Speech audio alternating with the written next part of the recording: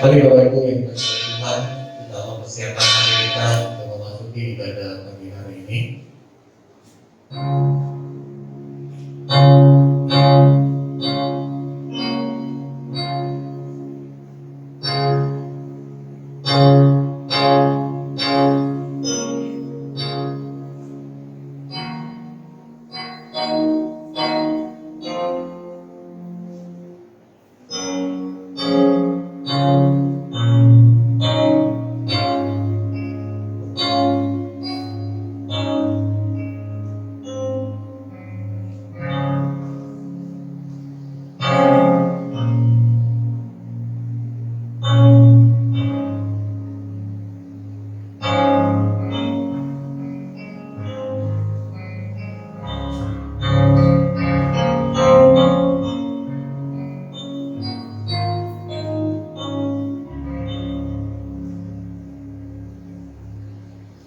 Ibadah kita dimulai dengan satu pengakuan bahwa pertolongan kita adalah di dalam Tuhan yang menjadikan langit dan bumi.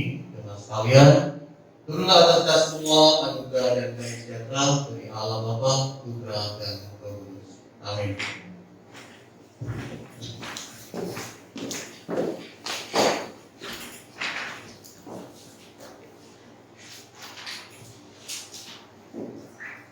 Bersorak-soranlah bagi Tuhan, hai seluruh bumi.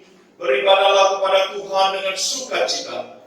Datanglah ke hadapannya dengan sorak-sorai. Jemaat sekalian tetap berdiri, kita akan memuji Tuhan dengan pujian puji Tuhan.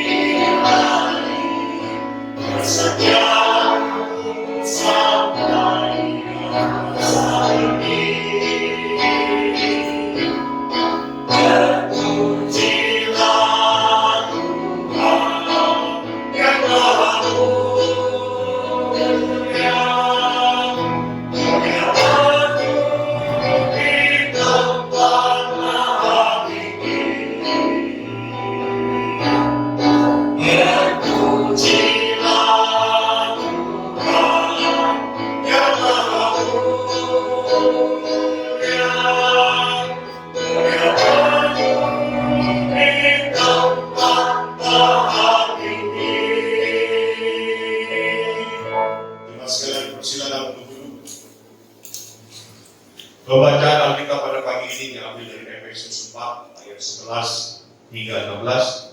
Kita akan membacanya secara bertahap, ditulis terlebih dahulu. Dan ialah yang memberikan baik rasul-rasul maupun nabi-nabi, baik pemberita-pemberita Injil maupun gembala-gembala dan pengajar-pengajar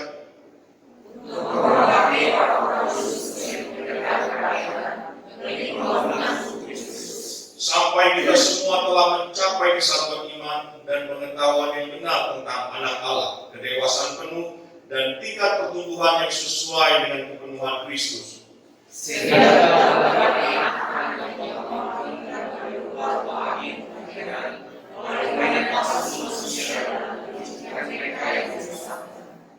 Tetapi dengan teguh berpegang kepada kebenaran di dalam kasih kita, bertumbuh di dalam segala hal ke arah Dia, Kristus yang adalah kepala.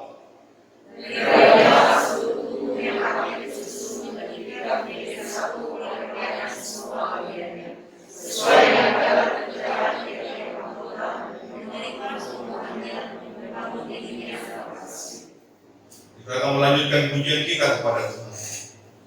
Kita nyanyikan Ku Bernyanyi Puji Yesus.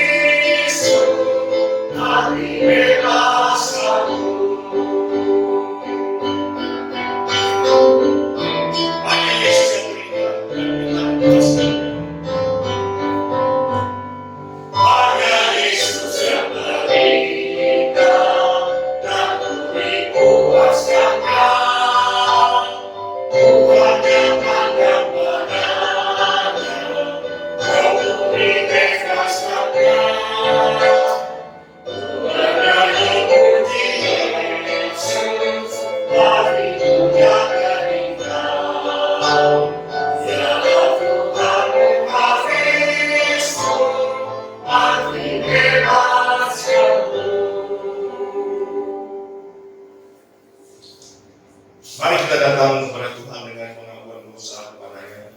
Seminggu sudah lewat, banyak hal yang mungkin terjadi dengan kesengajaan kita maupun tidak sengaja. Kita telah bersalah kepada Tuhan. Kita nyanyikan Ku Berserah pada Yesus.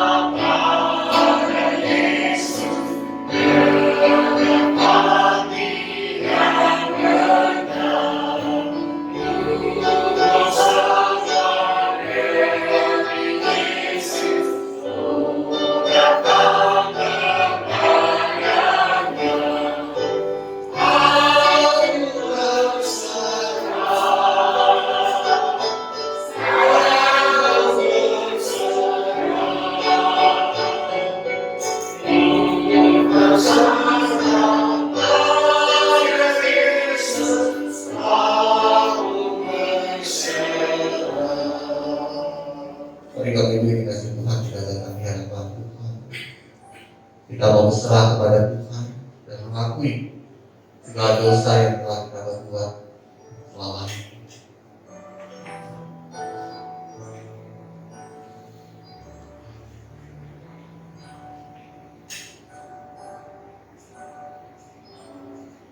Di dalam Yesaya 59 ayat 12 Tuhan berkata demikian. Sungguh dosa pemberontakan kami banyak di hadapan-Mu, dan dosa kami bersasi melawan kami. Sungguh kami menyadari pemberontakan kami dan kami mengenal kejahatan kami. Tuhan, jadi kami datang di hadapan-Mu. Kami menyadari bahwa dalam hidup kami seringkali kami melakukan dosa di hadapan-Mu. Banyak hal yang kami lakukan menyakiti Engkau, Tuhan, mendukakan. Kami sadar, Tuhan, kami yang sudah percaya kepada Engkau, tapi seringkali kami tidak menyenangkan hati Engkau. Karena itu Tuhan, di pagi hari ini kami datang di hadapan-Mu. Kami mengakui segala dosa kami supaya kami layak di hadapan-Mu, Tuhan, ketika kami datang beribadah di hadapan-Mu. Dan kami rindu, Tuhan, ketika kami menyadari kami manusia yang berdosa dan kami telah melakukan dosa, ajar kami untuk tidak mengulangi lagi, Tuhan, tapi justru hidup kami boleh menyenangkan Engkau. Inilah doa kami, Tuhan. Kami sungguh berdoa menyerahkan semua ini dalam nama Yesus Kristus. Amin. Suci, suci, suci. Suci, suci, suci.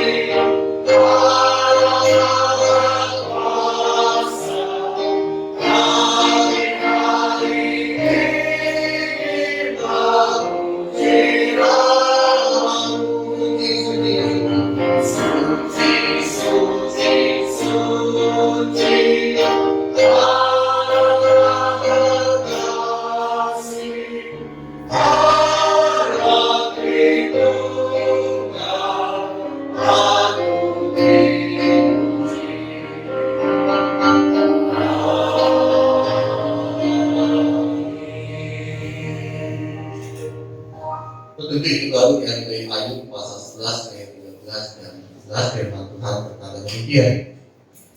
Jika engkau ini menyediakan hatimu dan mengadakan tanganmu kepadanya, kehidupanmu akan menjadi lebih cemerlang daripada siang hari, kegelapan akan menjadi terang seperti pagi hari.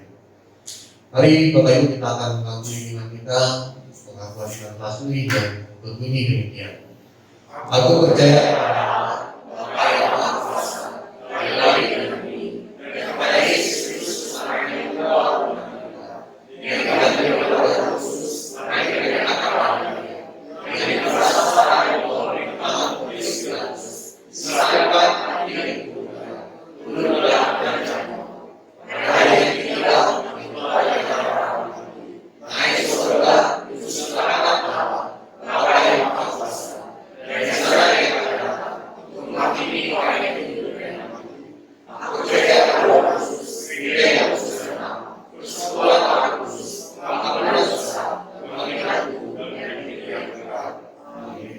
silakan duduk Bapak Ibu. Tuhan, selamat pagi semuanya. Ya, gimana kabarnya? Semua sehat ya? Puji Tuhan kita bisa kembali konsep ya. Kemarin kita online dan minggu ini bersyukur kita kembali konsep. Oke, kita akan memperhatikan makna kita. Kami mengajak Bapak Ibu untuk menghadiri kebaktian doa ya. Rabu ini jam 6:30 dan kita akan mengadakan khobar nanti di kebaktian doa Rabu ini. Kita rindu Bapak Ibu boleh terus punya kesetiaan datang doa bersama di gereja Tuhan ini ya. Dan terus mengajak untuk menghadiri kebaktian doa ini. Kemudian dari PKSDW ya, Pangkal Pinang mengundang Komisi Wanita untuk menghadiri pelantikan pada besok Senin jam 4 di gereja AKBP. Jadi ini untuk Komisi Wanita. Jikalau ibu-ibu yang mau ikut di dalam pelantikan pengurus PKSDW ya di gereja AKBP dapat menghubungi Serina untuk mendaftarkan diri, dan nanti juga mungkin pengaturan penuntutan atau informasi yang lebih lanjut. Jadi kami menghimbau kalau ibu-ibu Ibu yang mau ikut silakan hubungi Dr. Rina ya. Oke, kemudian saya juga mengimbau kepada Bapak Ibu ya, kita tahu memang pandemi saat ini kan sudah tidak ada, tetapi kita tetap jaga protokol kesehatan ya, kita tetap memperhatikan hal tersebut, kita pakai masker, kemudian jaga jarak, juga jangan berkerumunan, dan supaya kita juga mengantisipasi hal yang tidak diinginkan. Jadi walaupun COVID sudah ada, tapi kita tetap menjaga protokol kesehatan dengan baik. Nah, kemudian berikutnya hari ini kita bersyukur ya untuk saudari kita Ibu Novi ya, boleh ulang tahun, selamat ulang tahun Ibu Novi. Demikianlah kata kita akan mempersiapkan hari kita untuk mendengarkan firman Tuhan. Saya silakan PL.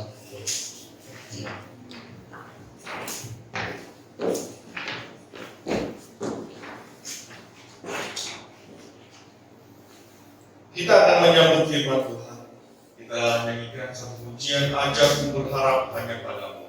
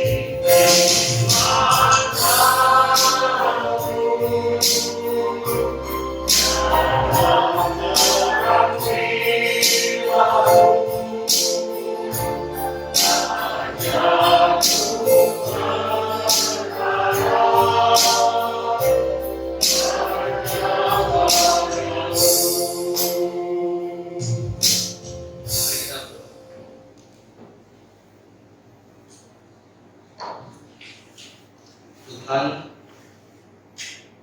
kami berkumpul dan mengikuti ibadah ini dari berbagai tempat, berbagai kondisi, berbagai pergumulan, berbagai pikiran, berbagai perasaan. Tapi kami tahu bahwa kami harus mengarahkan hati dan pikiran kami kepada yang satu, yaitu Engkau sendiri. Kami merindukan Tuhan, sebagaimana kami juga sesungguhnya merindukan kami dapat berkumpul bersama seperti ini. Dalam waktu dan kondisi yang terbatas ini, kami betul-betul harus mengarahkan hati dan pikiran kami kepada Sang Khalik Pencipta langit dan bumi, supaya ibadah ini dapat sungguh berkenan kepada-Mu. Biarlah melalui firman Tuhan yang akan disampaikan dapat menemukan kami, dapat menuntut kami, agar setiap kami dapat memiliki pengetahuan yang benar, iman yang teguh di dalam Kristus, serta karakter yang berkenan di hadapan Tuhan. Berkati hamba-Mu yang penuh dengan keterbatasan ini, supaya apa yang disampaikan melalui bibir lidahnya adalah sungguh merupakan apa yang menjadi isi hati. Berbicaralah kepada kami, sebab kami sudah membuka telinga kami untuk mendengar suara. Terpujilah nama-Mu. Hanya di dalam nama Tuhan Yesus Kristus kami telah berdoa dan bersyukur. Amin. Selamat pagi Bapak Saudara kasih Tuhan. Shalom. Kita bersyukur untuk satu kesempatan ini kita dapat kembali bersama-sama beribadah secara konsep ya. Semoga Bapak Ibu Saudara bisa berada di dalam kondisi yang sehat. Mari Bapak Ibu Saudara kita membuka Alkitab kita yang terambil dari kitab Injil Matius pasal yang ke-22 ayat yang ke-34 hingga ayat yang ke-38. Kitab Injil Matius pasal yang ke-22 ayat yang ke-34 hingga ayat yang ke-38.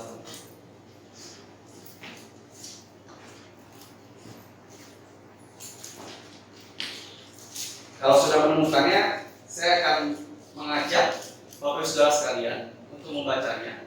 Saya akan membacakan ayat yang ke-34 dan Bapak Ibu Saudara akan membacakan ayat yang ke-35. Demikian seterusnya silih berganti sampai ayat yang ke-38.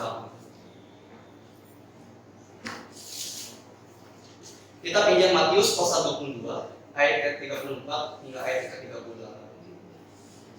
Hukum yang terutama. Ketika orang-orang Farisi mendengar bahwa Yesus telah membuat orang-orang Saduki itu bungkam, berkumpullah mereka. Dan seorang dari mereka, seorang Taurat, bertanya untuk dia, Guru, hukum manakah yang terutama dalam hukum Taurat? jawab Yesus kepadanya, kasihilah Tuhan Allahmu dengan segenap hatimu dan dengan segenap jiwamu dan dengan segenap akal budimu. Itulah hukum yang terutama dan yang pertama. Saya ulangi lagi di ayat ke-37. Jawab Yesus kepadanya, kasihilah Tuhan Allahmu dengan segenap hatimu dan dengan segenap jiwamu dan dengan segenap akal budimu. Demikian jauh pembacaan firman Tuhan kita pada pagi hari ini. Berbahagialah bagi setiap kita yang membaca, merenungkan dan melakukannya dengan setia. You are what you love. Kamu adalah apa yang kamu cintai. Pernyataan ini saya kutip dari sebuah buku yang berjudul You Are What You Love. Buku ini ditulis oleh seorang filsuf dan teolog bernama James J. Smith. Smith mengatakan bahwa jika kita ingin mengenal seseorang, jika kita ingin memahami siapa seseorang, maka kita tidak perlu bertanya, apa yang kamu ketahui? Karena ketika seseorang mengetahui sesuatu, ketika seseorang tahu bahwa suatu babi panggang, itu begitu enak. Tapi pada saat yang sama, ketika dirinya sedang sakit tenggorokan, ia bisa saja tetap duri-duri makan soju. Contoh lain Bapak Saudara, ketika seseorang tahu bahwa dirinya tidak boleh berbuat dosa, tapi ia bisa saja tetap melakukannya. Ketika seseorang tahu bahwa dirinya seharusnya datang ke gereja untuk merespons panggilan yang Tuhan berikan, ia tahu bahwa ibadah adalah hal yang sangat sakral dan penting untuk dilakukan sebagai orang percaya. Tetapi kemalasan atau hal lainnya atau alasan-alasan lainnya yang dirasa lebih penting membuat seseorang tidak mau hadir di dalam gereja. Ketika seseorang tahu bahwa pornografi bisa membuat dirinya menjadi candu, tapi karena itu begitu nikmat, ia tetap terus-menerus melihat hal-hal yang tidak senonoh dan akhirnya menggoda dirinya untuk melakukan dosa seksual. Ketika seseorang tahu bahwa gosip itu tidak etis, tetapi gosip itu begitu menyenangkan rasanya untuk dilakukan, sehingga kalau nggak gosip rasanya ada yang kurang, akhirnya tetap menggosipin orang. Bapak Saudara, di Indonesia banyak kasus korupsi ya, dari dulu sampai sekarang ya, banyak ya. Saya pikir sebelum orang-orang ini melakukan tindakan korupsi yang jelas-jelas salah ya, ia tahu risiko yang akan dihadapi di depan nanti. Ia bisa dijatuhi hukuman pidana seumur hidup. Bahkan yang lebih buruk lagi Bapak Saudara, bisa dihukum pidana, dihukum mati. Jadi Bapak Saudara, sesungguhnya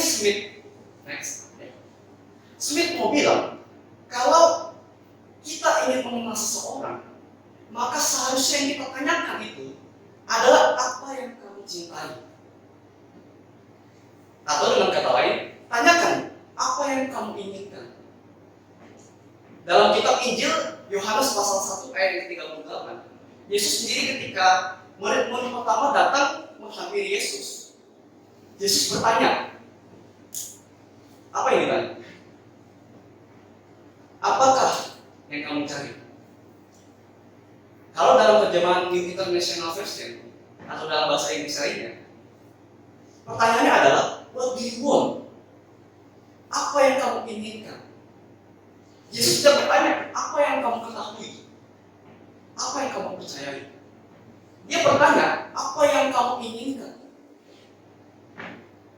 Jadi Bapak Saudara, melalui hal ini, Smith berargumen bahwa sesungguhnya siapa diri kita itu bukan ditentukan dari apa yang kita ketahui, tetapi sesungguhnya ditentukan dari apa yang kita inginkan, apa yang kita cintai. Smith mengatakan bahwa kerinduan dan keinginan adalah inti dari identitas kita, mata air atau sumber dari tindakan kita. Jadi secara tidak sadar atau tidak sadar, kita ini digerakkan oleh apa yang kita inginkan, Bapak Saudara. Dan inilah inti dari identitas kita. Mungkin kita ada yang berprofesi sebagai guru, kita akhirnya menjadi guru karena kita mencintai pekerjaan itu. Mungkin ada juga yang berprofesi sebagai penjual pakaian. Kita melakukan hal itu karena kita mencintai pekerjaan itu secara sadar atau tidak sadar. Ada juga yang mungkin berprofesi sebagai kontraktor. Kita berprofesi sebagai kontraktor, kita melakukan pekerjaan itu dengan tekun sampai hari ini karena kita mencintai pekerjaan itu. Namun, apakah ini salah? Tentu tidak, Bapak Saudara. Tetapi yang ingin saya ajak kita untuk merenungkan bersama, mari kita merenungkan pertanyaan ini.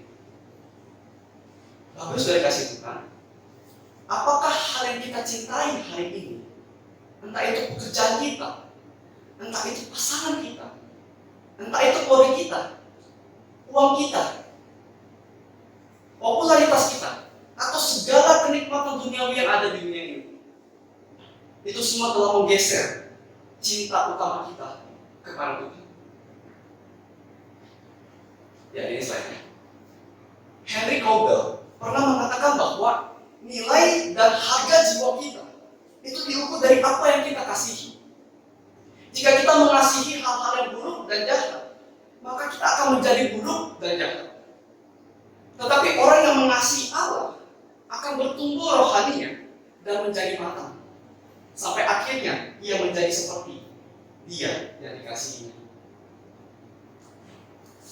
Jadi apa yang kita inginkan hari ini, Bapak Saudara? Apa yang kita cintai hari ini? Apakah kita sungguh mengasihi Tuhan? Apakah kita sungguh mencintai Tuhan? Bapak Ibu Saudara kasih Tuhan, jika kita berbicara tentang mengasihi Tuhan dengan natur keberdosaan yang kita miliki, bagaimana mungkin kita bisa mengasihi Tuhan, Allah yang kudus itu? Alkitab sendiri mengatakan bahwa kondisi manusia saat ini bukanlah kondisi yang normal lagi, melainkan kondisi yang abnormal. Next. Millard Erickson pernah mengatakan, dalam arti yang sesungguhnya, satu-satunya manusia sejati adalah Adam dan Hawa sebelum kejatuhan, dan Yesus sendiri. Peristiwa kejatuhan manusia di dalam dosa itu membeberkan atau memperlihatkan sebuah fakta Alkitab bahwa orang tua pertama kita, Adam dan Hawa, telah jatuh dalam dosa.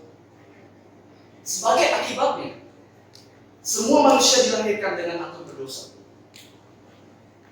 Inilah yang disebut sebagai original sin atau dosa asal. Original sin bukan merujuk kepada dosa pertama yang dilakukan oleh Adam dan Hawa yang memakan buah pengetahuan baik dan jahat. Tetapi sesungguhnya original sin merujuk kepada hasil atau akibat dari dosa yang dilakukan oleh Adam dan Hawa. Original sin merujuk kepada kondisi kita yang sudah jatuh dan berdosa ketika kita dilahirkan. Maka sangat jelas bahwa kita adalah orang berdosa bukan karena kita berbuat dosa. Kita berbuat dosa karena kita adalah orang berdosa. Namun berita baiknya, saudara, kita dicintai Tuhan. Kita dikasihi oleh Tuhan. Meskipun kita berada di dalam kondisi seperti ini, namun Tuhan telah menyelamatkan kita dari ketakutan terbesar kita, yaitu kematian kekal. Dengan adanya Roh Kudus yang kini tinggal di dalam kita, kita dimampukan untuk mengasihi Tuhan. Bapak Saudara, sesungguhnya apa itu mengasihi Tuhan? Next. Bagaimana kita dapat mengasihi Tuhan? Jadi di dalam teks kita hari ini, kita diperlihatkan dengan sebuah narasi di mana musuh-musuh Yesus, yaitu ahli Taurat, itu berusaha untuk menjatuhkan Yesus dengan pertanyaan teologis yang dilematis. Pertanyaan yang diajukan oleh ahli Taurat ini nampaknya begitu sulit untuk dijawab. Mengapa? Mari kita bersama-sama memperhatikan ayat yang ke-36. Di situ dikatakan, Guru, hukum manakah yang terutama dalam hukum Taurat? Bapak Saudara, orang-orang Yahudi sendiri sudah sering memperdebatkan mengenai isu ini. Ada orang-orang Yahudi yang menganggap bahwa semua perintah itu setara, sama. Tetapi ada juga kelompok lain yang berusaha untuk membuat urutan-urutan hukum yang besar dan yang kecil, yang lebih penting dari yang kurang penting. Ada kelompok orang-orang Yahudi yang menganggap bahwa perintah mengasihi Tuhan dengan segenap hati, jiwa, kekuatan, dan akal budi. Ada juga kelompok orang Yahudi yang mengatakan hormati orang tua, itu yang lebih penting. Ada yang mengatakan bahwa mengasihi sesama ada hukum yang paling utama, dan lain sebagainya. Jadi Bapak Saudara, jika Yesus menjawab pertanyaan hukum manakah yang terutama dalam hukum Taurat, maka tentunya hal ini akan memicu perdebatan dari salah satu kelompok orang Yahudi tersebut. Namun Bapak Saudara, menariknya di sini adalah Yesus memang selalu berpikir out of the box. Yesus berpikir dengan cara yang unik sekali, yang di luar pemikiran orang-orang pada umumnya. Dengan hikmatnya, Yesus bukan menjawab hukum mana yang terbesar, Melainkan Yesus menjawab hal apa yang mendasar, yaitu kasihilah Tuhan Allahmu dengan segenap hatimu, dan dengan segenap jiwamu, dan dengan segenap akal budi. Bapak Saudara, orang-orang Yahudi masih tahu mengenai perintah yang Yesus kutip dari Ulangan pasal 6 ayat 5 ini, siapa Israel. Mereka mengucapkan hukum ini pada waktu pagi dan malam, dan mereka menganggap ini sebagai sebuah kewajiban yang penting untuk dilakukan. Namun yang Yesus tekankan di sini adalah hukum kasih kepada Tuhan sebagai dasar dari segala ketaatan kita kepada Tuhan. Mari kita bersama-sama melihatnya lebih dalam. Kata kasihilah Tuhan Allahmu di sini, ini merupakan sebuah perintah, kalimat perintah, imperatif yang diberikan. Ini berbicara mengenai sebuah tindakan yang secara aktif kita lakukan sebagai orang percaya. Bapak Saudara kasih Tuhan, kalau kita mengasihi Tuhan, maka secara otomatis kita tentu akan menaati firman Tuhan. Namun sebaliknya, bila kita menaati firman Tuhan, maka belum tentu kita mengasihi Tuhan. Kita ambil contoh saja. Dari hukum pertama hingga hukum yang keempat, itu berbicara mengenai relasi vertikal antara manusia dengan Tuhan. Bapak Saudara, kenapa sih kita menyembah Tuhan? Mengapa kita menghormati kekudusan namanya?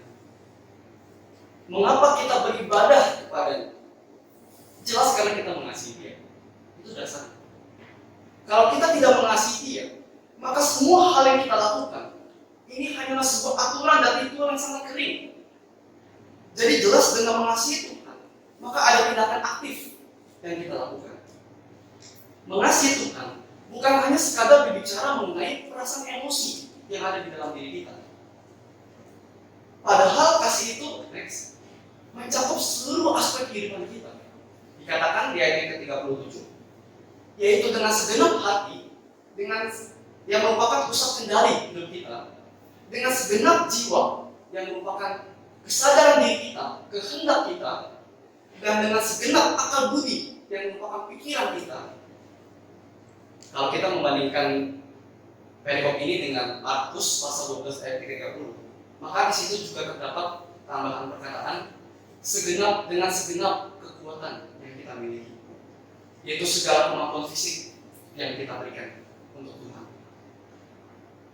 Nah, Bapak Saudara, ini menegaskan keutuhan manusia untuk mengasihi Tuhan. Dikatakan dengan segenap hati, dengan segenap jiwa, dengan segenap akal budi, dengan segenap kekuatan. Artinya segenap kita dengan seluruh keberadaan diri kita, dengan secara totalitas kita sepenuhnya mengasihi Tuhan. Bapak Saudara, dalam dunia orang Romawi, mengasihi itu bukan nilai hidup yang menarik buat mereka. Mereka tidak suka dengan mengasihi, Bapak Saudara. Justru orang yang mengasihi itu adalah tanda-tanda orang yang lemah. Tanda orang yang kalah adalah orang yang mengasihi. Orang Romawi ini memang lebih sukanya itu menang, lebih sukanya itu perang, pertarungan, pembalasan, revenge, tanpa adanya belas kasihan. Kalau mengasihi itu bagi mereka tanda orang yang lemah, orang yang nggak bisa apa-apa. Makanya orang-orang Romawi dikenal dengan orang yang sangat kejam. Bahkan kepada istri dan anak-anak dari budak mereka sendiri itu bisa diperlakukan sangat kejam, bagus saja. Tapi justru Yesus menampilkan kualitas yang unik dan berbeda, yang seharusnya menjadi ciri khas kita sebagai orang Kristen. Kualitas ini ada di dalam diri, Bapak Saudara. Ini bukan kualitas yang dibuat dari luar, tapi kualitas yang muncul di dalam diri. Ini adalah kualitas untuk melakukan sesuatu di dalam tindakan konkret. Memang mengasihi Tuhan itu muncul dari dalam diri kita, tetapi mengasihi Tuhan itu juga nyata. Bapak Saudara, Kristus adalah pribadi yang memperlihatkan kasih yang sejati.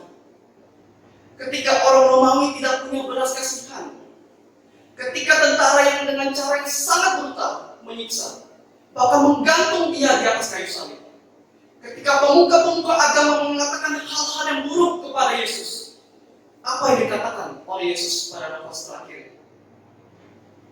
Yesus yang penuh dengan kasih itu meminta pengampunan kepada mereka. Dengan demikian kita tidak menerima ganjaran. Yang kita terima adalah kasih Tuhan. Kita tidak diperlakukan apa yang sepatutnya harus kita terima. Kita tidak ditimpakan apa yang sepatutnya harus kita terima. Seharusnya kita dihukum, Bapak Saudara. Seharusnya kita masuk ke dalam maut yang kekal. Seharusnya kita pantas menerima hukuman yang mutlak. Tetapi Ia malah menunjukkan kasih setianya kepada kita. Ia mengorbankan dirinya bagi setiap kita. Itulah kasih. Bapak Saudara, ini adalah standar yang seharusnya kita lakukan. Tuhan ingin supaya kita mengasihi Tuhan seperti Dia yang telah lebih dulu mengasihi kita. Bapak Saudara, saya tinggal di Klugong, Jakarta Utara. Waktu itu saya pergi dengan beberapa teman-teman saya ke rumah teman kami yang berada di Pantai Indah Kapuk. Kalau yang pernah ke Jakarta atau yang tinggal di Jakarta masih tahu. Nah, Bapak Saudara, setelah kami pulang dari rumah teman kami, saya dibonceng dengan teman saya dan motor saya. Jadi saya bawa motor pada waktu itu. Ketika dalam perjalanan pulang, motor saya dibawa oleh teman saya. Di jalan teman saya yang membawa motor itu akhirnya jatuh dari motor, Saudara.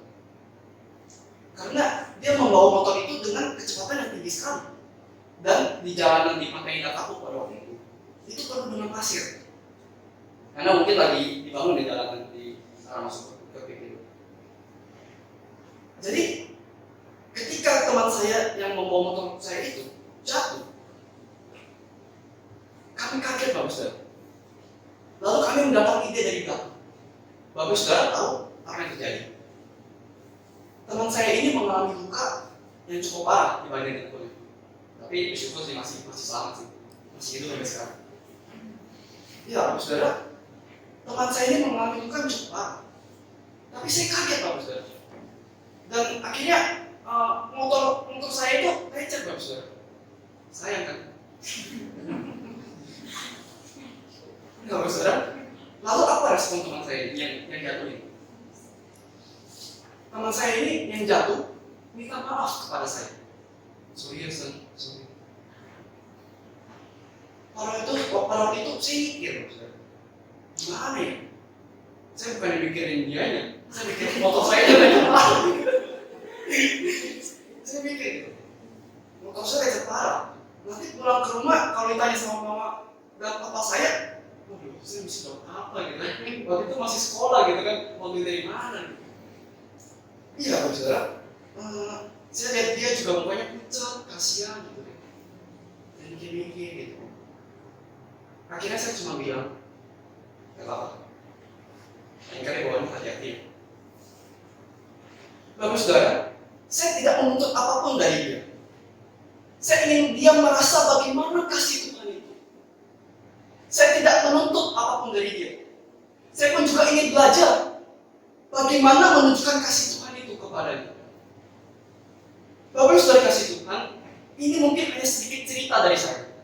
Tetapi yang ingin saya katakan adalah, memang menunjukkan kasih itu bukan hal yang mudah. Menunjukkan kasih itu berat sekali, Bapak Saudara. Karena kita harus mengorbankan sebagian dari milik kita. Kita tidak dapat mendapatkan keuntungan apa-apa dari orang lain. Melainkan kita melepaskan segala keuntungan diri demi kepentingan orang lain. Dan itulah yang Yesus lakukan kepada setiap kita, manusia berdosa. Bapak Saudara kasih Tuhan. Sesungguhnya Tuhan gak butuh kasih dari kita, Bapak Saudara. Tapi kenapa Dia menyuruh kita mengasihi Dia? Karena Dia ingin dekat dengan kita, Bapak Saudara. Tuhan ingin berelasi dengan kita. Dia ingin supaya kita dapat menjaga hubungan kita dengan Dia. Saya teringat dengan kisah tokoh Alkitab di dalam Perjanjian Lama yang hidup bergaul dengan Tuhan. Siapa, Bapak Saudara? Henok ya. Saya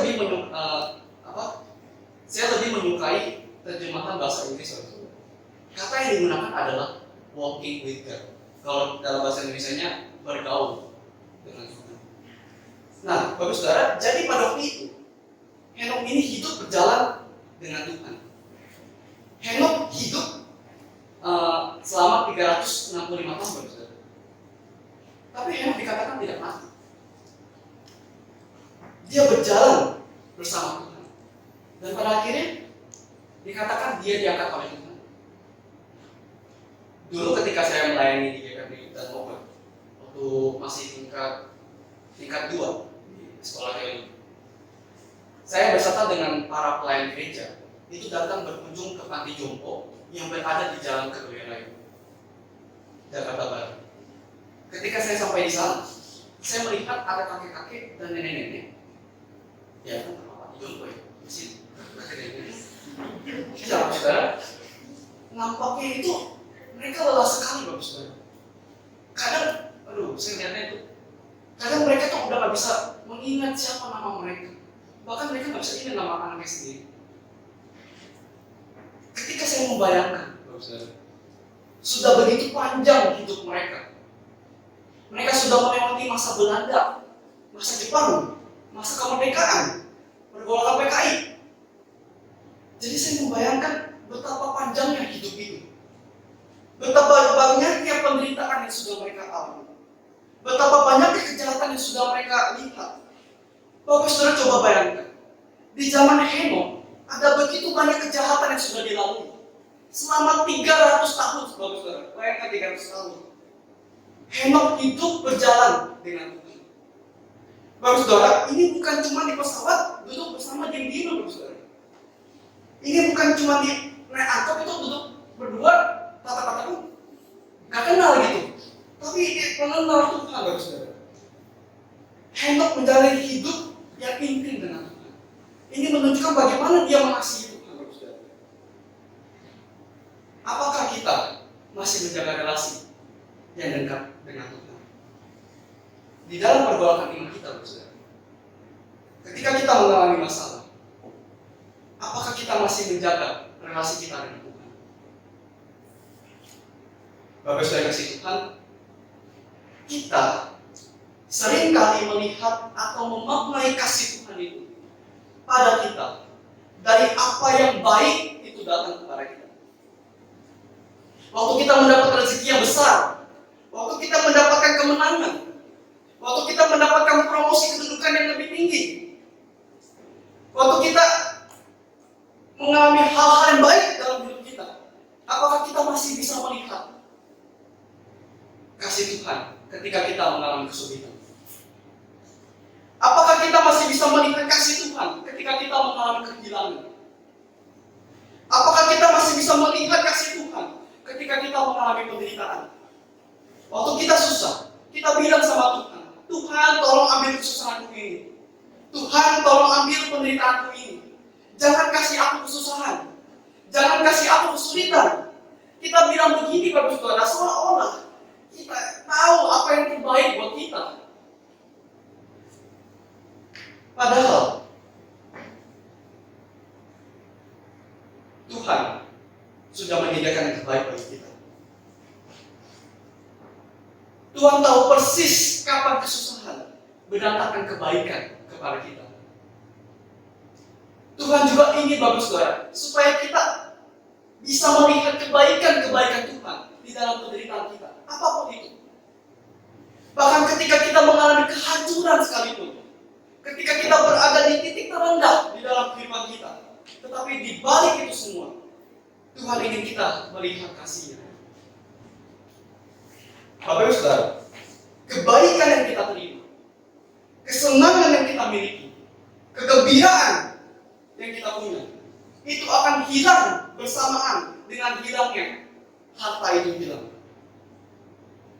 Kebahagiaan yang kita miliki karena kita memiliki pasangan yang kita cintai, itu bisa hilang bersamaan dengan pasangan itu pergi. Apapun yang kita miliki, di mana kita meletakkan kesenangan kita dan kita senang akan hal itu, akan hilang bersamaan dengan hilangnya kesenangan itu. Segala kebahagiaan yang kita miliki, segala kesenangan yang kita terima di dalam dunia ini, itu akan hilang pada waktunya. Tetapi sesungguhnya kita tidak akan pernah kehilangan kasih Tuhan di dalam hidup kita. Bapak Ibu saya kasih Tuhan, jika kita hari ini mengatakan aku mengasihi Tuhan, apa yang sudah kita lakukan sampai hari ini untuknya? Apakah kita sudah sungguh-sungguh mentaati firman Tuhan?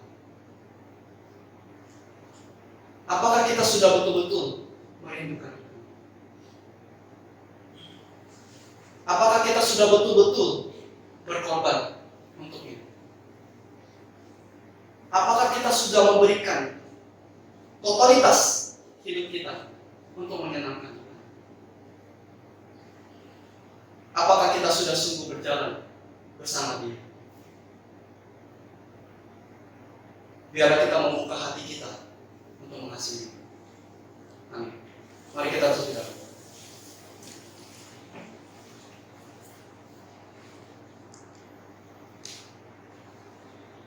Tuhan, mungkin kami sedang rapuh. Kami tahu bahwa Engkau rindu supaya kami dapat mengasihi. Tapi kenyataannya, mungkin kami masih jauh dari apa yang Kau harapkan. Tolong kami.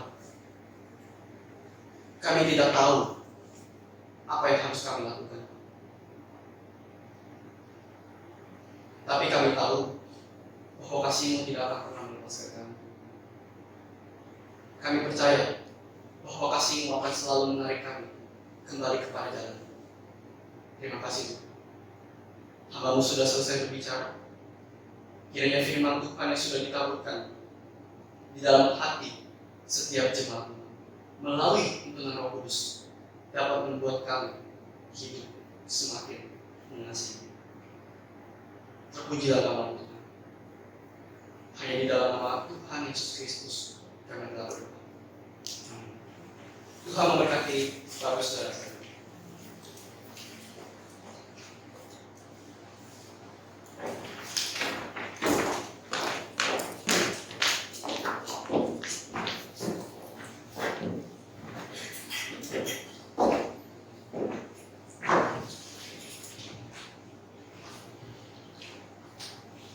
Mari kita meresponi firman Tuhan sekaligus kita memberikan persembahan. Kita akan nyanyikan dekat padanya.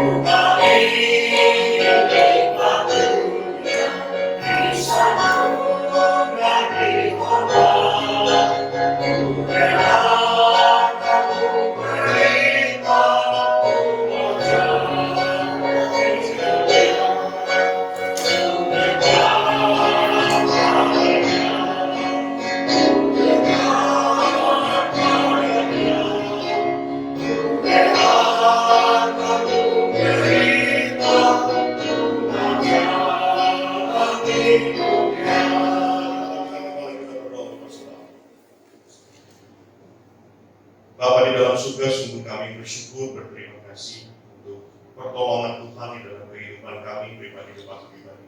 Terima kasih Tuhan, Engkau telah memberkati segala kegiatan kami, hidup kami dalam usaha kami, pekerjaan kami, kami telah memberikan persembahan kepadamu, dan Tuhan boleh pakai persembahan ini untuk perluasan untuk kebutuhan gereja di Tuhan. Dan ajar kami Tuhan tidak hanya mempersembahkan sekedar materi, dengan segenap keberadaan kami, boleh Tuhan pakai untuk memuliakan. Terima kasih Bapa, dalam nama Tuhan Yesus kami berdoa bersyukur. Amin.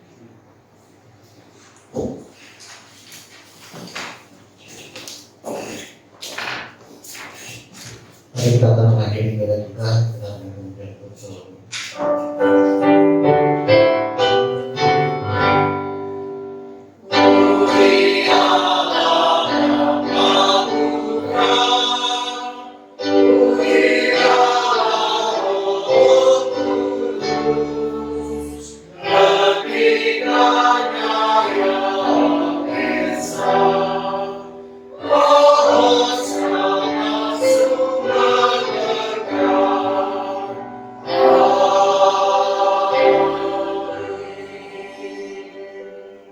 Kita sekalian arahkan hati kita untuk menerima berkat dari Tuhan.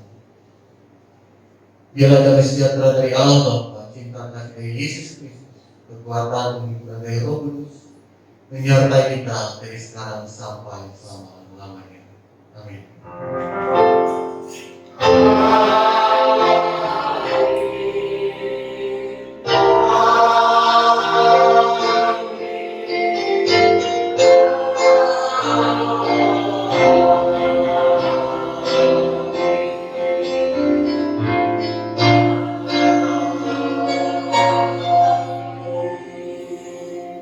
Silakan ibu, ibadah kita selesai. Selamat hari Sabtu.